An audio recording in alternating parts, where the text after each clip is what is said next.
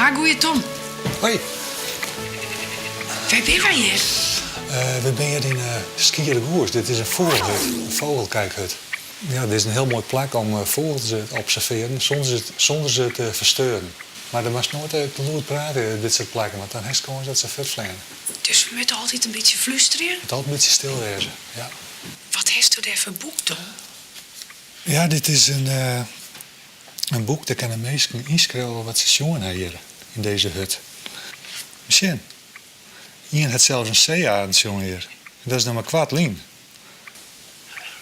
Ze schreeuwen ik hoor al wat. Ja, ze schooien op het warm en alles, maar ja goed. We hebben jou dat ze in het boek schrijven. En hebben wij er ook nog wat om. Is hier altijd wat te zien, Tom?